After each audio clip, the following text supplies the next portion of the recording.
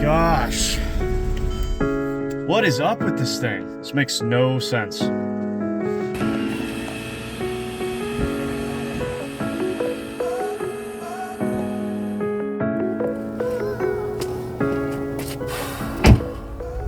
Well guys, it finally happened. My beloved daily driver, my 2010 E63 AMG with the legendary M156 6.2 liter V8 finally left me stranded on the side of the road. Wasn't here though, it was actually a couple weeks ago. So what happened was I was on my way to the airport and the car just started running a little funny, started misfiring. I could feel it kind of lurching on the highway. Thought maybe I could limp it to the airport. Started running worse and worse as speed slowed down as I approached the city. And ultimately I ended up deciding to ditch it in a neighborhood, park it on the side of the road, catch an Uber to still make my flight, and then I had AAA come and pick it up and bring it back to my house for further diagnosis.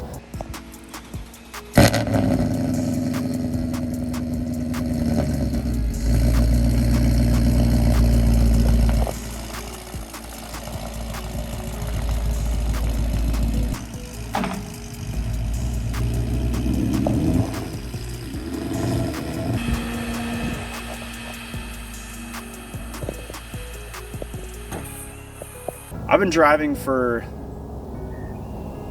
15 years now. No, not this hard. I've been driving for 17 years now, owned probably hundreds of cars, and I've never ever had one leave me stranded and had to have it on a flatbed. I've always been able to make it back to my house and make the repairs that I need. This is the first one that's ever left me stranded, and it's such a shame because I still absolutely love this car. And you guys have been asking for more AMG content. Where's the AMG? What's up with the AMG? Well, it's broken. And in this video, we're gonna update you on it and hopefully get it fixed. So stick around, we got a lot of work to do.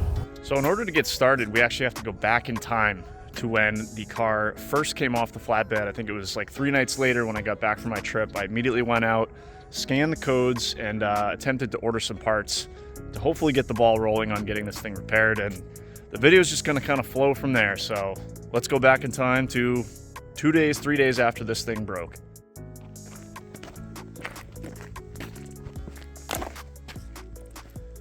Oh, there she is, the wounded soldier, right where the flatbed dropped her off. Well guys, I'm filming this video a little bit out of order, and that's because I'd like to order parts for this thing if we need them. So I actually haven't even filmed the intro. This is the first thing I'm filming, but if we need anything for this thing that we need to wait a few days for it to come in, I'd like to get it on order. So I'm gonna start this whole diagnosis process by scanning the codes, see what the check engine light says, see if it can give us some indicators as to what might be wrong with this thing. So here's the E63 outside, covered in salt, slumming it outside the garage with the Super Duty over there in the shadows.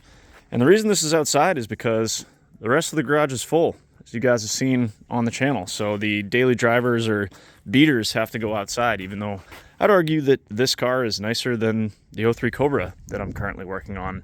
But it is a daily driver. I do use it every single day, and I think that's actually part of the problem here that we'll kind of get into in a little bit. But for now, let's get in there, scan the codes, see what the computer says. Got the little code reader this time. Too lazy to get out my big one. This thing does the job just fine for just scanning codes.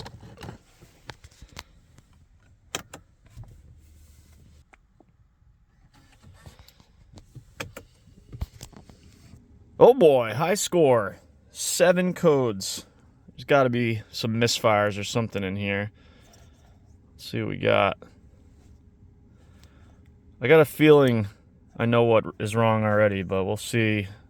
Survey says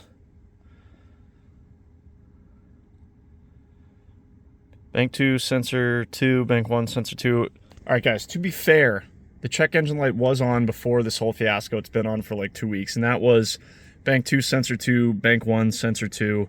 That is basically your post-cat O2 sensors, and they're just tuned out basically. They, I have an off-road X-pipe with my long tube headers, so they don't do anything. So I don't know if they just got some water in them or something, but I'll show you guys later in the video. They're just kind of tied up. They don't do anything, so I wasn't really too worried about those. The rest of them I am. So here's the good stuff. Random multiple cylinder misfire detected. Cylinder 7 misfire, cylinder 8 misfire, Cylinder 4 misfire, so now we know it's on both banks. Cylinder 3 misfire. Bank 2 sensor 2. Bank 1 sensor 2. Yeah, those are the same ones. Okay, so basically just a bunch of random cylinder misfires. Okay. Good to know.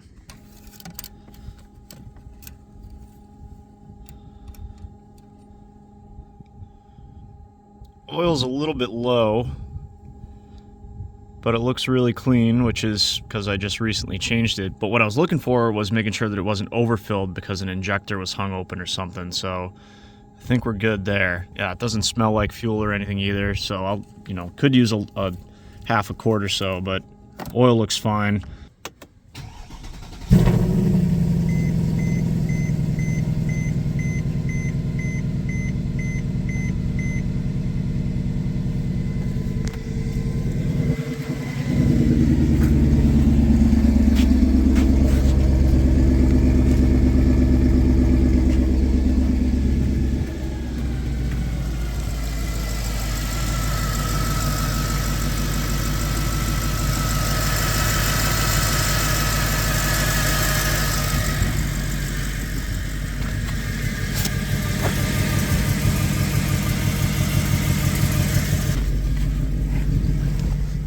Alright guys, the car seems to run okay right now, and I'm leaning towards this being an O2 sensor issue, and I'll explain that a little bit more in detail back in the garage here in a second. But for now, I'm going to let it warm up, possibly even take it down the road on a quick test drive, and then we'll start getting a little further into this as far as the diagnosis is concerned.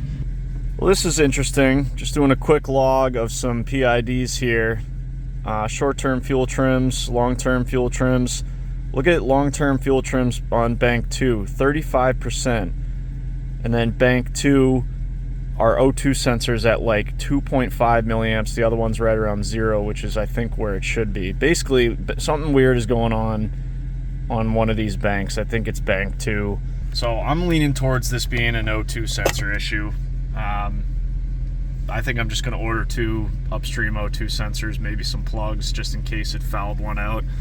And we'll go from there, but let's get some parts on order. Clearly need something here, and check in with you guys in a day or two once they come in.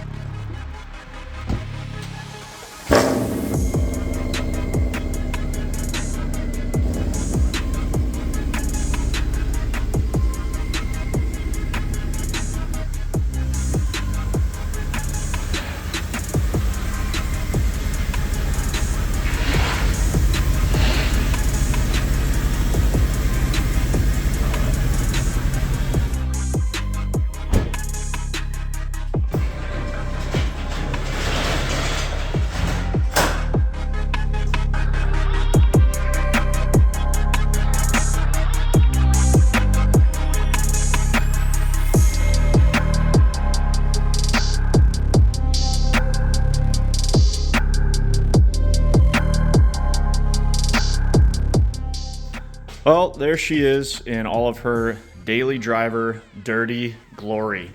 Been sitting out in the rain and weather for a few days now, basically untouched. While I waited for parts to come in, and they're here. So I'd like to show you what I got, but first I'd like to kind of just review what I went over in the car the other day and kind of highlight what proper O2 sensor function should look like. And you guys can do this with basically any scanner. That Foxball scanner that I have, I'll leave a link in the description. I think it was like 70 bucks like years and years ago.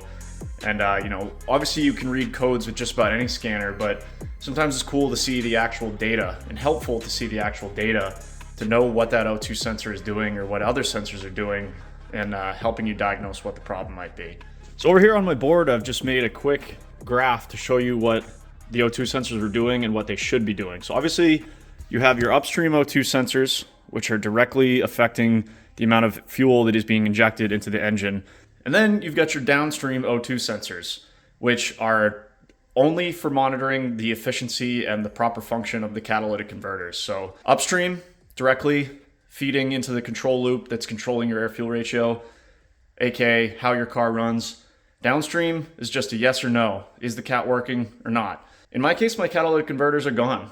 See the exhaust video up here about a year ago. So my rear O2 sensors are tuned out, but I believe that this computer still needs to see that they're there physically. So we're not worried about those right now. I'll get into those a little bit more in a little bit. The front O2 sensors, you need them for your car to run properly, as demonstrated by me being stranded on the side of the road. So here's how they should be working, and here's how one of mine was working. So here you've got I just made a quick plot on the y-axis here. We've got milliamp output from the O2 sensor. Some of them are millivolt, some of them are milliamp, I think.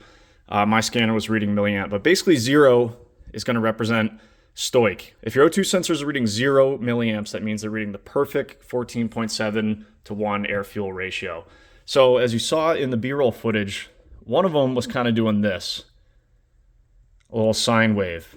And that's normal because, you know, it's basically doing its best to maintain 14.7. So it'll overshoot it a little bit, then it'll come back, then it'll overshoot the other way, come back, overshoot the other way.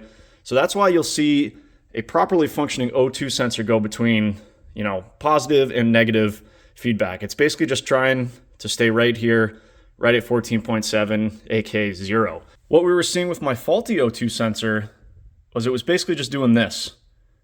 It was like 2.5 or 3 milliamps.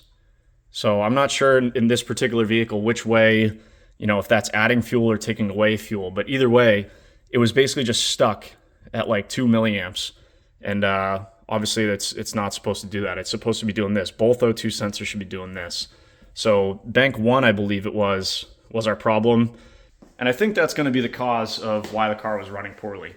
And I was kind of thinking about this. This is not the first time this has happened with this car. If you go back about a year ago, I had to do this as well. The car crapped out an O2 sensor. Luckily, I was like a mile from home, and I was able to get it taken care of right there. But those O2 sensors in that car are just about a year old. And I think it has something to do with the long tube headers. I've had so many cars with long tube headers, and I've run into this before where they just seem to eat up O2 sensors. And I think it's because of moisture. You know, it's cold out. You start the car up, you have hot air from the engine that reaches the cold outside or the cold area in the exhaust. You get condensation. That's why you get water out your exhaust.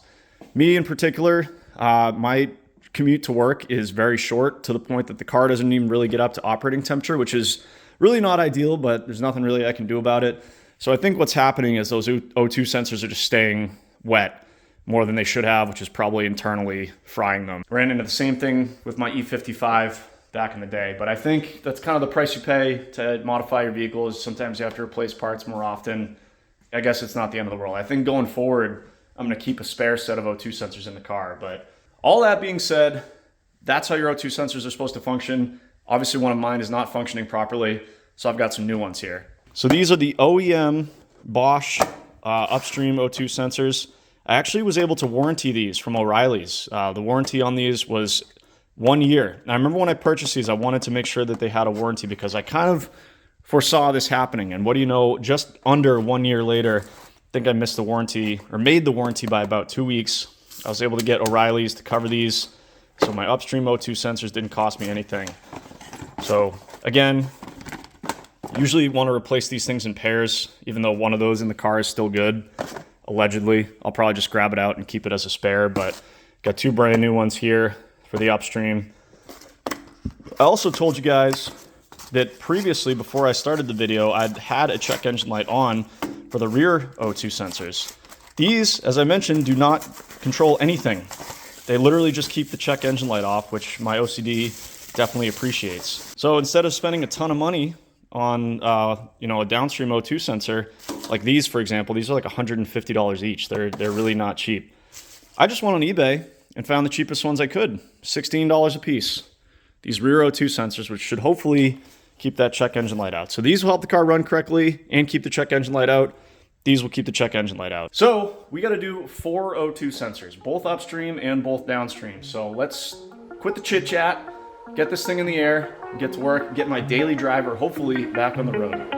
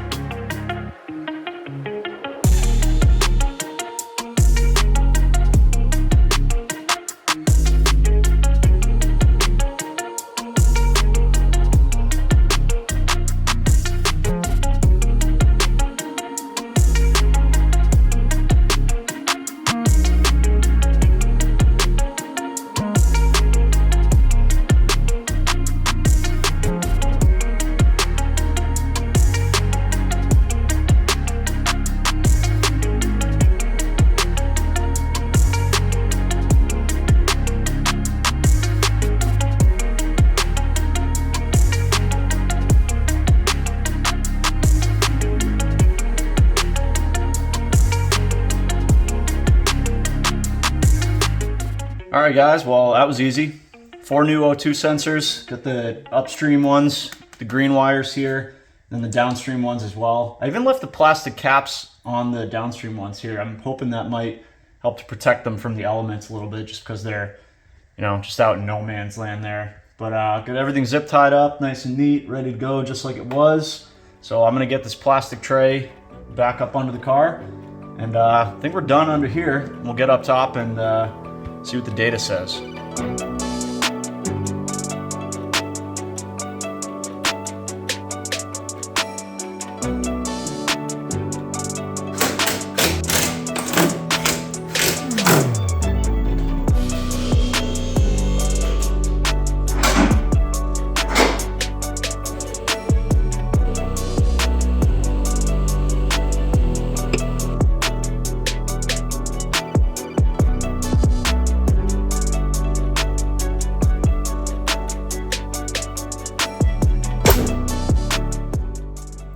Also just topped off the oil, so good to go there. Start this thing up.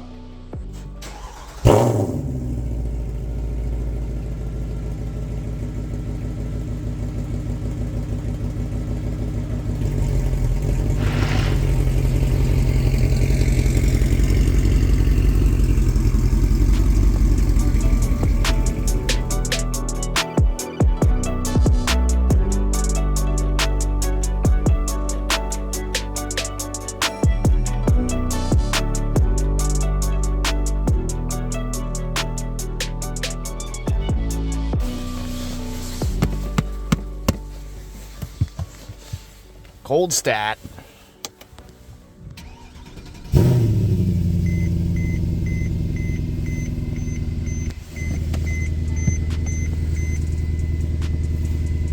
Well, turns out that rain turned to snow while we were sleeping last night, and what do you know, woke up to 3 inches of snow this morning. But yesterday, backed the car out of the garage, and the check engine light went off immediately, which is a good sign. But just to be sure, I'm gonna plug in my scanner here, gonna clear the codes if there are any, and take this thing for a drive. And then we'll monitor our O2 values and make sure that everything's good to go. So let me get this thing plugged in. Codes found, 0. All right, let's drive this thing. All right, so as usual, we are logging short-term fuel trims, and what I'm really concerned about is our O2 sensor readings. So see how they're kind of cycling between negatives and positives, both of them. That's what we want to see. Car is not up to temperature yet though, so I'm more concerned about what it does when it's up to temperature. So hopefully we don't get stranded. Drives nice so far though. It is a beautiful morning. Nothing like a fresh coating of snow on the trees. 12 seconds later. Well, that was short-lived. We made it a half mile.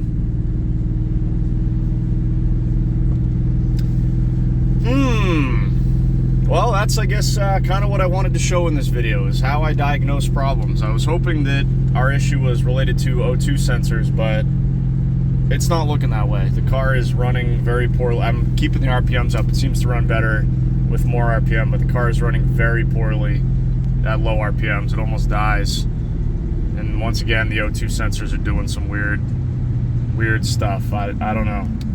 And clearly, it's only once the car gets some temperature in it. I don't believe you. Back to the drawing board, I guess. I don't know what's going on with these things. Damn it. Yeah, why is bank 1 hanging out at like 1 milliamp? I could feel the car shaking. It's not running. It's misfiring. Alright, well, gotta look into this a little bit more. Just shut the car off, let it sit for a minute, and restarted it. It's running fine now. Temperature's still coming up. See, our O2 sensors are doing what they're supposed to be doing again. I'm also logging fuel rail pressure, which looks good. Manifold absolute pressure, which is usually in kilopascals or kPa, but it's in PSI, so not sure about that. The car revs fine. Mass airflow's in pounds per second. I don't see anything, guys. I mean, is it ignition coils that are warming up and getting kind of funky, which is leading to a misfire, which is leading to the O2 sensors kind of trying to compensate or reading lean or rich? Is it plugs? I hate to throw parts at vehicles like this, so I'm gonna have to look into this a little more, but this is why I'm making this video. I was hoping it was gonna be an easy fix, but I guess we're gonna have to diagnose a little bit farther. God, it's like it runs fine in the driveway, and then as soon as I leave the driveway, it just starts running like crap. It just wants me to get stranded out on the road here. Okay, there we go. Just like a switch. Car just started running like crap. Check engine light is flashing, which means catalyst damaging misfire. Joke's on them, don't have cats. And yeah, now our bank 1 sensor 1 is off the charts at 1.7 milliamps. So something's going on bank 1 now, it looks like. All right, time to dig in a little deeper. Super Duty to the rescue.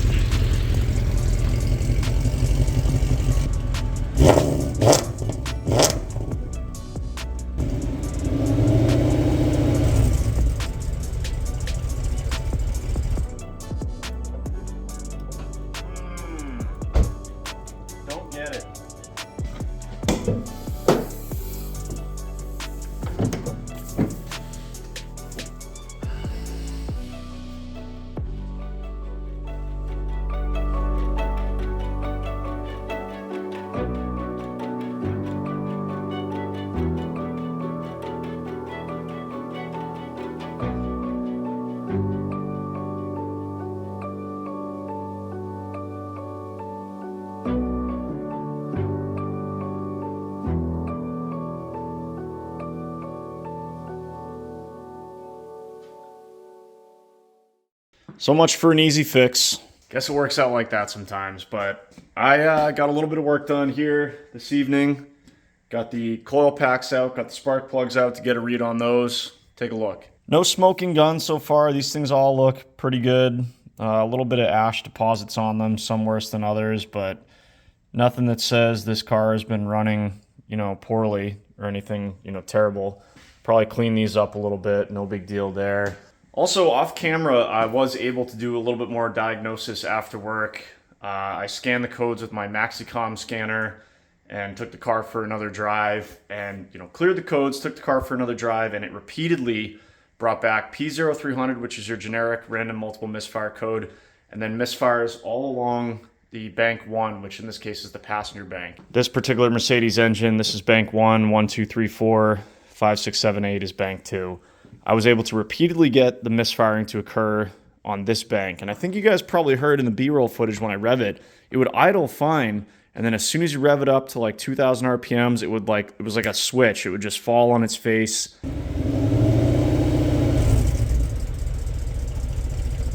Check engine light would flash and, I'd shut it off. You could start it back up and it would repeat itself. So I'm kind of stumped at this point. It seems like we've eliminated like a mechanical part at this point, considering it runs fine when it's cold, and it also seems to run fine at idle unless you trip the check engine light and it goes into some sort of limp mode. So here's what I'm going to do for now. I'm going to clean up the spark plugs. I don't think that's going to do a damn thing. I just wanted to get a look at them to see if there's anything obvious going on there, which I don't see. They all look pretty much the same. So I'm going to clean those up. Part of me wants to swap the driver's coils to the passenger side, but the other part of me says it's not the coils, but I might do that. I think what I'm going to do is put it all back together with the clean spark plugs. Just so I have peace of mind, I might swap in one of the good old O2 sensors, just in case, very fat chance in hell, but there's always a possibility that there was a bad, one of those new O2 sensors was bad right out of the box. I guess I could try that. Third real possibility is fuel injectors. The M156s are known for faulty fuel injectors. This car is now almost 15 years old. It's possible we have some bad fuel injectors, but what's giving me hesitation and pause here is why would all of them go bad at the same time? So that's, I don't know, I guess that's up there. The other thing is vacuum leaks. The M156 is also known for intake manifold leaks. So as far as the gasket down there. So I think when it is running again, I'm going to spray some carb cleaner or brake cleaner around the perimeter here, see if I can't get the idle to change. I've inspected most of the vacuum lines. I don't see any obvious vacuum leaks that would cause a lean condition, but I guess we'll have to spray down there and see if we can get anything else to happen. Also, because I think I was able to narrow the problem to bank 1 here, this car has 2 mass airflow sensors, 1 for each bank. I tried running the car with this mass airflow sensor unplugged, which would force it over into speed density. Same thing, ran like crap. I also unplugged this one, so they're both unplugged, exact same thing.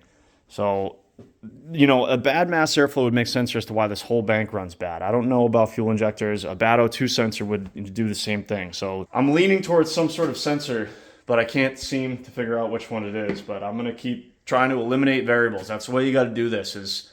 It can get expensive if you start throwing parts at these things. A lot of guys, if you just quickly Google C63 or E63 misfires, a lot of guys will say plugs and coils.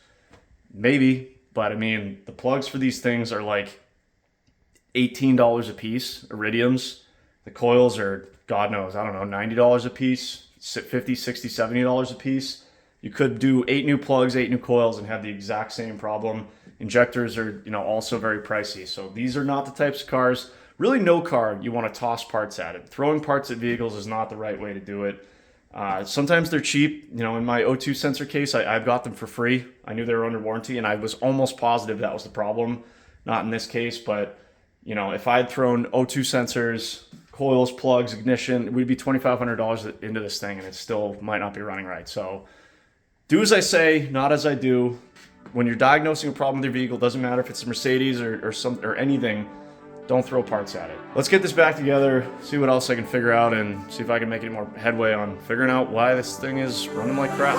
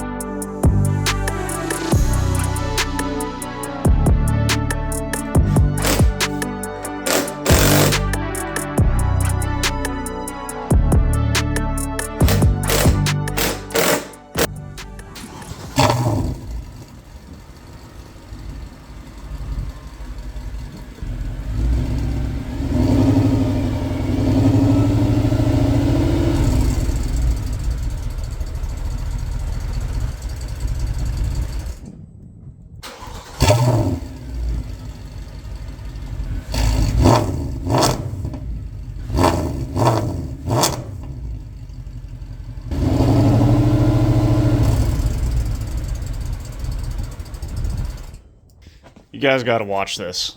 Shut the car off, start it back up. Runs great. Revs fine, quick revs. No problem. Idle's perfect, even the check engine light's gone. And you just hold the RPM at like 1500. Like someone hits a switch. Runs like crap, check engine light flashes until you shut it off. And do it again. And it keeps coming back to cylinders 1, 3, and 4, which are all on the passenger bank there.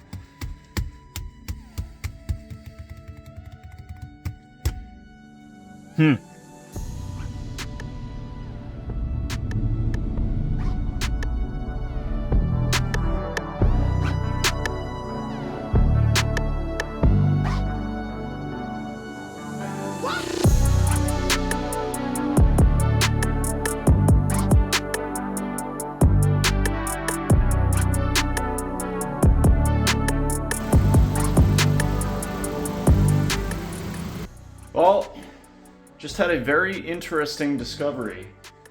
Just kind of poking around a little bit here before I take the fuel rail off and swap fuel injectors to see if I can see if the problem goes to the other bank.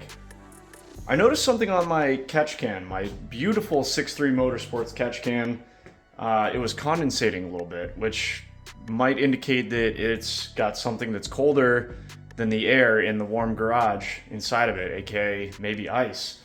I just emptied it 2 or 3 weeks ago, and it was pretty full, so I didn't think that it could be full again, but as I mentioned, I drive this thing a couple miles, shut it down. Basically, there's just a lot of condensation going on in this engine, which is part of the reason I wanted a catch can. And what do you know?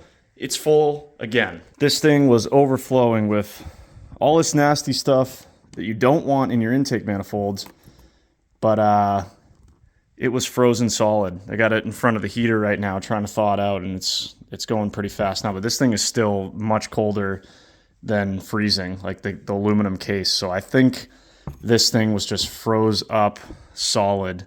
You guys saw in the view, actually there's still a little bit right here. This is just ice. So that's on me. I mean, I have catch cans in all of my vehicles. I got the battery charger on the 69 right now, but you can see that one back there. But this is the first time I've had a catch can on a daily driver that sits outside when it's, 5-10 degrees in New Hampshire in the middle of winter. So this is kind of a learning experience for me, but it looks like I need to be much more religious about emptying that thing. I'm thinking like every 2 weeks max, especially if it's been cold like it has been. And I'm not saying that's what's causing our issue here, but maybe it was froze up solid to the point that the PCV valve wasn't getting proper flow or was choking the intake manifold, and that was putting the car into limp mode or something, which might explain why it would run okay at idle, because it had just enough airflow, but as soon as you went above idle, it just shut it down. Who knows? But either way, this is a maintenance thing that has to be done right now, so I'm going to let this thing thaw out, get it completely clean, get it put back together, get it back in the car, and then we'll start it up before I swap injectors to see if the problem follows over there. So yeah, you guys in cold climates with catch cans, you probably already know this, but if you don't, check them more often. They will fill up and freeze.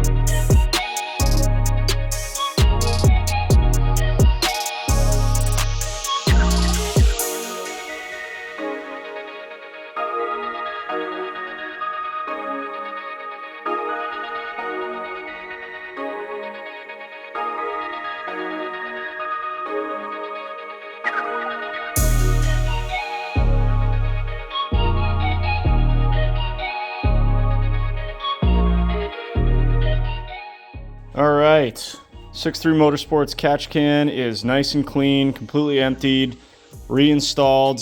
Got all my air boxes back on, everything connected, tightened.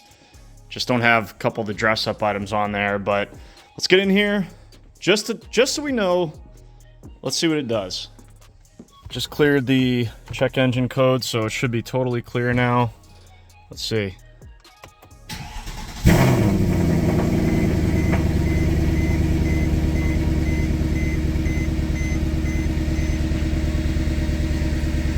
All right, starts up fine, idles fine. That's nothing new. The test. Can we hold the RPMs at like 1500, 2000 without it triggering the check engine light?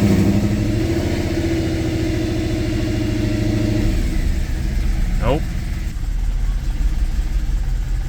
Search goes on. Deep down I kind of hoped that would be the problem. But my guess is we're still misfiring on those cylinders on bank 1.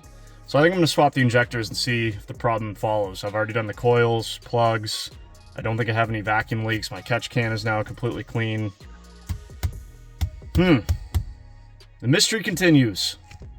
I thought this was going to be a short, easy video. O2 sensors and done. And now here I am, 2-3 days later, still trying to diagnose this thing. What is going on? Well, here's a new development. She'll hold revs at 2500 for a little while. What is going on? Do we just need to blow the cobwebs out of the AN lines that were likely also full of oil and goop?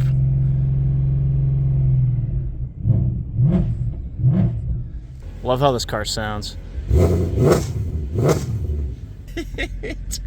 It never gets old. It's got such a whop, whop bark to it. I don't know, screw it. Let's take it down the road. What's the worst that could happen? We get stranded again? A few moments later. I don't know, guys. The car, I have no idea. I was just going down the road. You keep the RPMs at like 2,500, 3,000. It seems to run absolutely perfect. Went to go turn around, which obviously made the RPMs drop a little bit. It goes into this limp mode. You have to shut the car off before it'll do anything. And then, drive it home, keeping the RPMs at, again, high. Frustrating. I have no idea. Whatever. Tomorrow, I guess we'll swap injectors. See you then.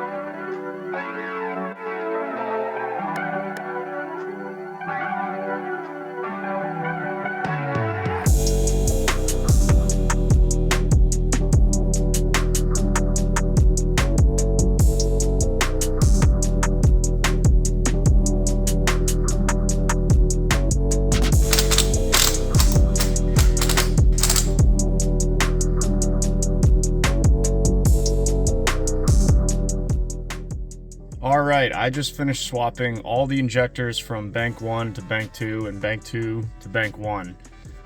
They were a little dirty, but you can't really tell how an injector is performing just by looking at it. I did my best to clean them up, and I just swapped them, put everything back together. Did notice there was a little bit of oil in the harness, where the plugs are. They're plugged into the injectors, so that was a little strange. But let's fire this thing up, see if we change anything.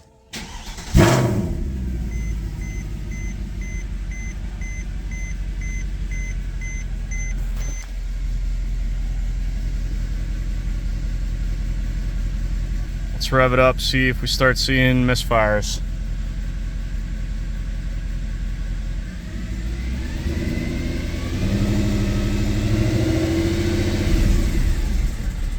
I just don't understand it.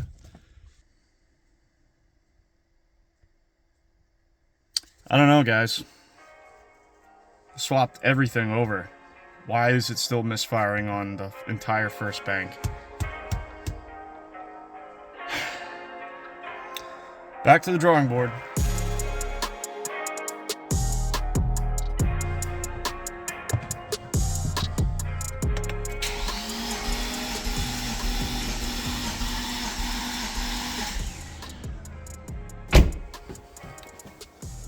Survey says 200. Healthy. Well, guys, it's been like 4 or 5 days, and admittedly, I've jumped ahead a little bit on you guys here. Didn't film kind of what I was doing, but I spent the last 4 or 5 days, for better or for worse, kind of brainstorming what could be wrong with this thing. And also working on our 2003 Mustang Cobra project, kind of take a break from this. We've done quite a bit to this thing. We've swapped plugs to one side to the other. We've swapped injectors, we've swapped coils, we've checked for vacuum leaks as best we can. We've cleaned out the PCV system, we've emptied the catch can. I've scanned for codes, I've put brand new O2 sensors in, I've cleared the codes 100 times. Car runs perfect at idle, runs perfect above 2,500 RPMs, but it just misfires like crazy and shuts down cylinders at like 1,500 to 2,000 RPM. So, over the past 4 days, my mind has just been going probably where it shouldn't be. And, when you get a misfire in a car, there's, certain things it can be. Coils, injectors, vacuum leaks, potential timing issues, compression issues. And when you've done most of the easy stuff and you can't seem to get anything to change, your mind starts to wander towards, oh man, what if we have low compression or something? So that's basically what my mind did. It's kind of like when you have like a cough and you go on WebMD and self-diagnose, and next thing you know, you have some sort of crazy terminal illness when in fact you just have a cold. But that's kind of, I think, what's happening here. So I just removed all the air boxes, took the coils out, took the plugs out, and did a full compression test on this thing. And we've got a very healthy, as far as I can tell, M156 mechanically. Basically 210 PSI all across bank 1, which is the bank we're having the misfire on, and all between 200 and 205 on the driver's side bank here. So well within the 20 PSI spec that Mercedes puts out from cylinder to cylinder, and very even on both banks there. So I don't see any reasons why there's anything wrong with the motor itself, which is great news because, as I mentioned, kind of been losing sleep over that. I have owned cars in the past that had low compression and caused them to run poorly. So, you know, forgive me for it being a little fresh in my mind. Just needs a clutch. Anyways, guys, so where I'm going to go from here, I've kind of been formulating this plan over the last day or two. Even though I told you guys not to throw parts at cars, you know, if you've done all the diagnosis that I have and you're still kind of where you are, this is kind of an exception. And I'll tell you why in this particular case. These motors, the M156, is known for injector issues. The injectors can leak down. Their performance can suffer. There's been cases where guys' injectors have leaked and stuck wide open to the point that they hydrolock motors, bend rods, then your whole motor is trashed, all because the injectors fail. And I think a lot of them are done. A lot of guys do them right around 70,000 miles, and I'm at almost like 69,000 or just at 70,000. So I think I'm going to order 8 new injectors for this thing. Also going to order intake gaskets. The intake gaskets are known to kind of potentially be problematic. These intakes are made of magnesium. They've been known to crack and also like fill up with oil, especially if you're an idiot like me and you let your catch can fill up. And 65,000 of the 70,000 miles on this car were without a catch can. I'm wondering if there's a bunch of oil and gunk in here. And so not only will we be able to replace the injectors, we'll be replacing intake manifold gaskets, inspecting and cleaning the intake, inspecting for any sort of vacuum lines or leaks or anything like that. And even if it doesn't solve the problem, these are preventative maintenance things that I should probably be doing to this motor anyways to avoid problems down the road. If it solves our issue, great. If not, I don't know what else to check, honestly. I mean, we could always pull this valve cover and triple check timing that nothing's moved since we did the cam adjusters like a year ago, but I don't know. So I think at this point I'm going to do some preventative maintenance, just double check that there's no vacuum leaks, double check the intake, clean everything out, and throw it all back together, and we'll see what happens. And we'll go from there. But I am very relieved to find that the compression test came back very healthy.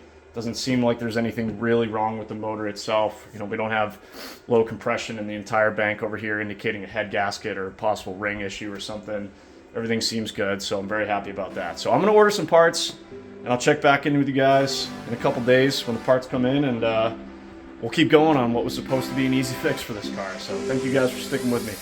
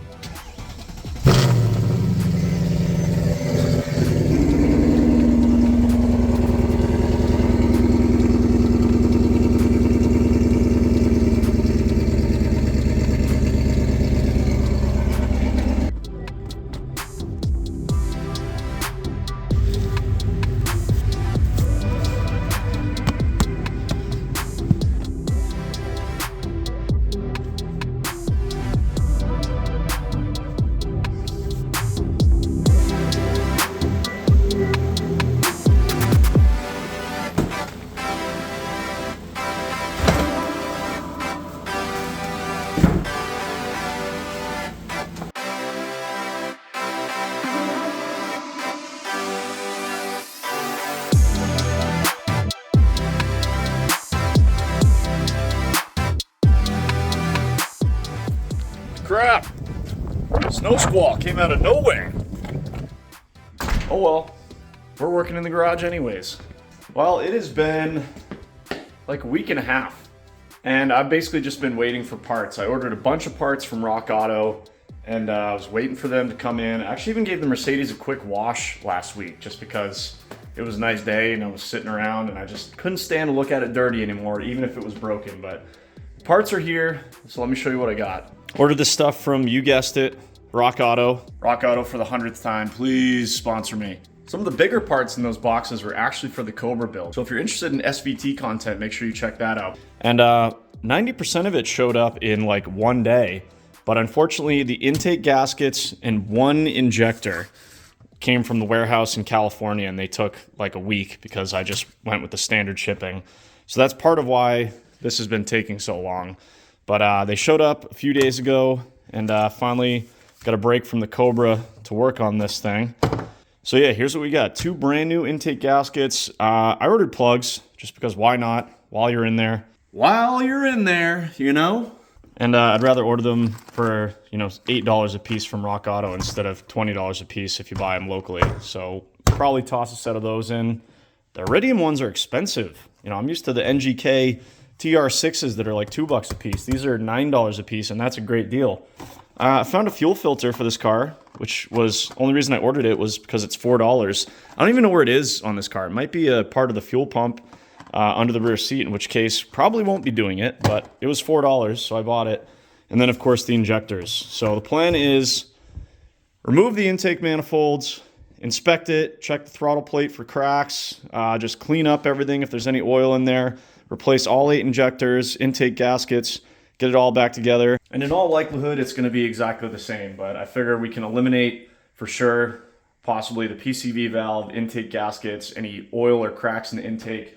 And this is just good general maintenance on the M156. Intake gaskets, cleaning of the intake, and just general inspection. So really not losing anything here, but if we just, you know, the 1% chance that we actually solve the issue here at the same time, great. But yeah, I'm itching to get started. It's a little bit late in the day today. I had some other stuff to take care of this morning, but we'll see how much we get done today. But let's get to work, get dirty, get this intake off.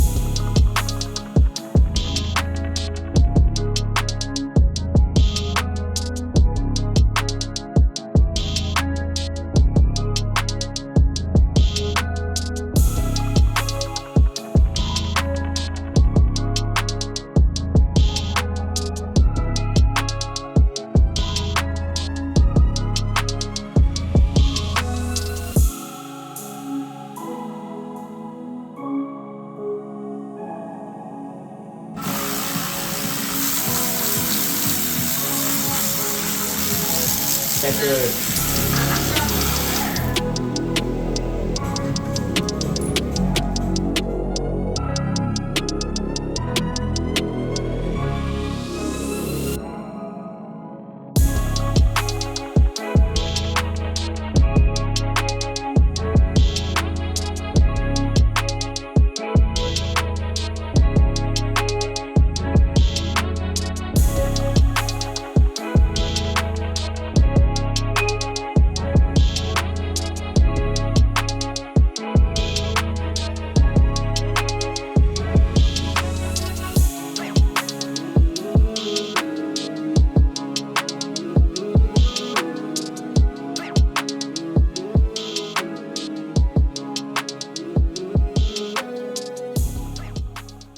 Well, that wasn't too bad. Got the intake off, just a couple electrical connections at the front, obviously all 8 injectors, fuel rail pressure sensor, my PCV valve connection on the back of the intake manifold, which mine is aftermarket from 63 Motorsports. There's a vacuum connection here, and this one, I think you guys saw in the B-roll, you have to reach it after the intake is removed. I think I'm going to remove that when I put it back in, give it some more flexibility, but everything looks good here from what I can see. I know it's dark. Let me get a light. This is actually pretty clean for an intake valley. You guys who work on stuff know that the valley is where dust and dirt can collect, but it's really pretty clean in here. Valves all look good. I don't see any issues there. Looks like I got a leaf that fell down there when I was taking it out. So I'm going to run a vacuum through here before I put it back together anyways, but all the valves look really good. Gaskets look okay. I don't see anything obviously wrong with them other than there's oil on them, but we'll get a closer look at the intake in a second. check this out. Block, M156 block stamped AMG. There's the part number. Wiring harness is tucked under there. Got a QR code for the block.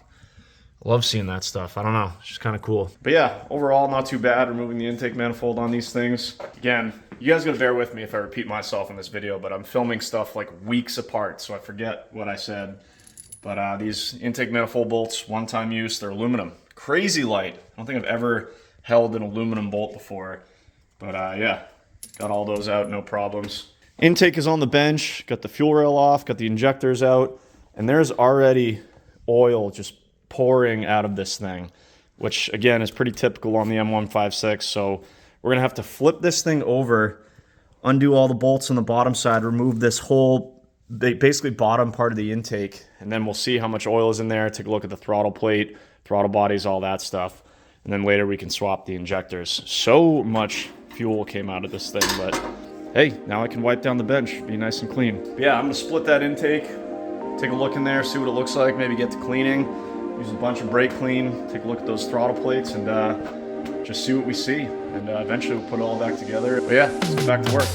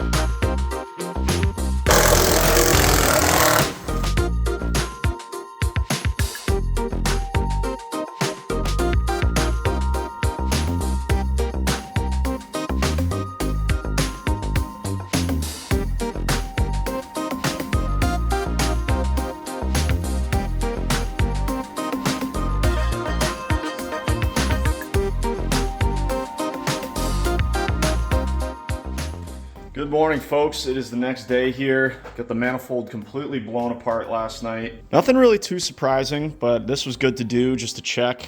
First of all, we get this lower plate off. This thing looks fine. This plate holds on the throttle plate, and this is where you commonly get cracks, which can lead to a massive vacuum leak. I think this area is common for cracking, a little bit over here.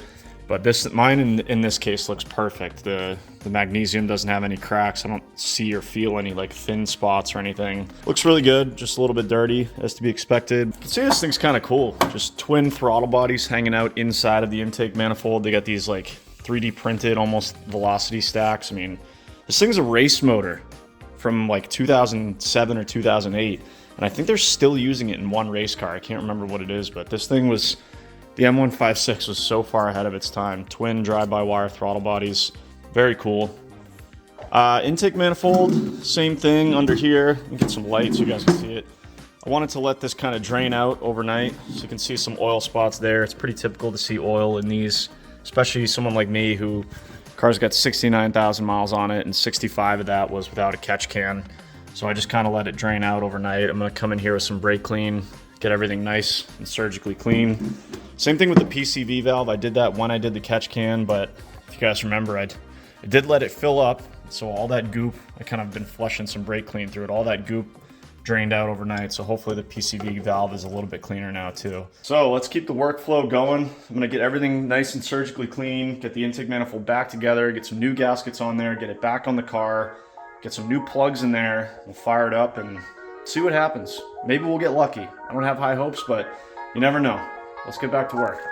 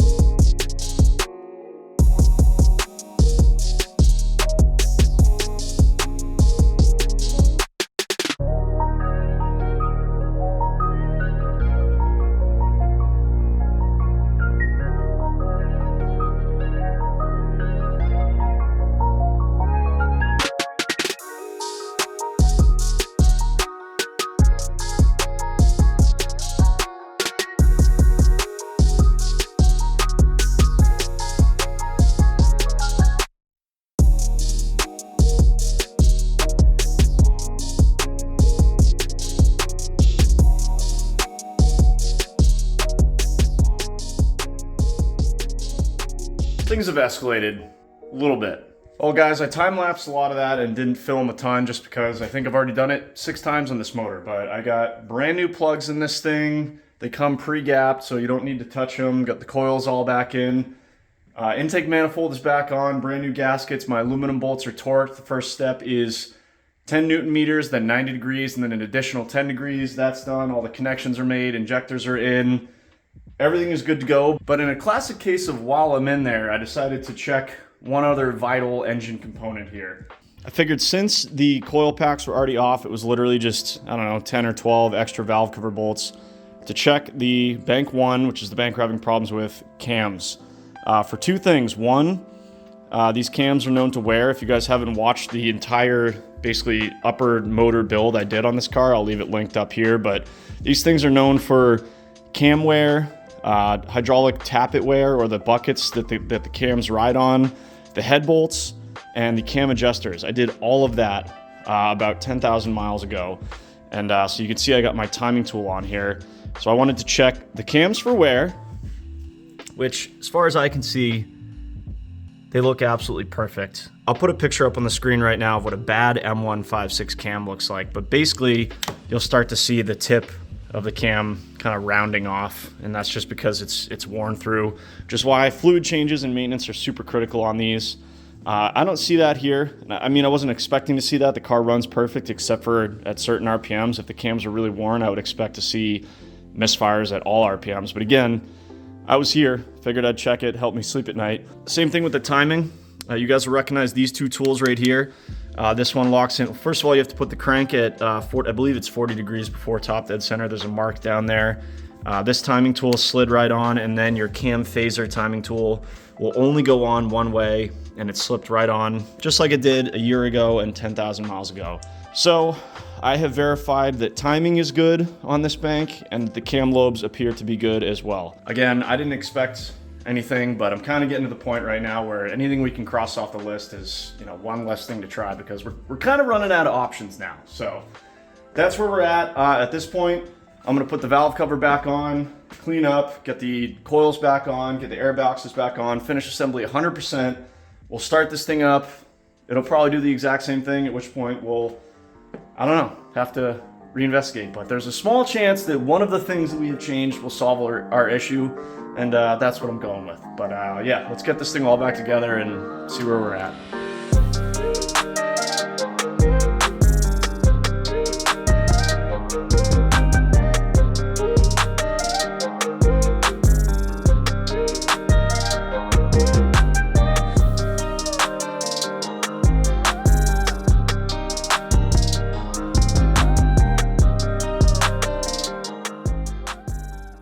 Alrighty, well, we are all back together. So to recap, we did 8 new spark plugs, 8 new injectors, new intake manifold gaskets, cleaned the intake manifold, reinstalled everything. I cleaned out the PCV valve, just a bunch of general maintenance here, checked our timing, checked for cam lobe wear.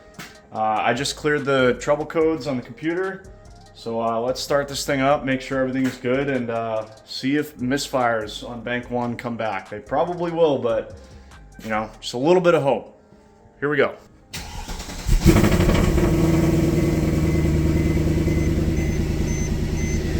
Let's check for leaks. Ran a little rough for a second there.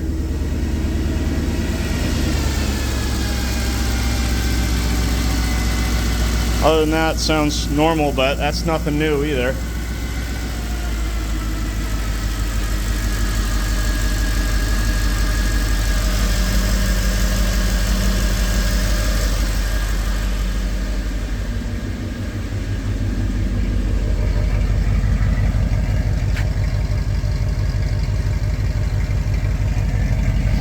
Sounds just as good as ever.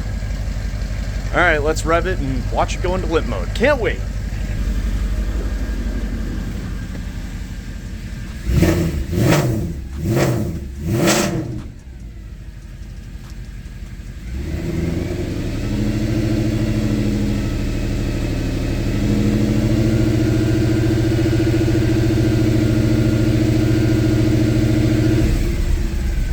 Oh my gosh. What is up with this thing? I almost thought we had it right there. This makes no sense. All right, I don't have time to mess with this thing anymore tonight. I got Mustang Cobra stuff to do. Once again, back to the drawing board. Hey, and it's cold out. Well, guys, I think that is going to do it for this video. I mean, this is not at all what I was expecting to be filming right now. I really thought this was going to be a 15-minute video, a couple of O2 sensors, quick update on the AMG. We'd be back on the road, but it's been over a month now that this thing has been down, and I've been kind of picking away at it as I have time between work and the Mustang and other projects and stuff, and it's still doing the exact same thing.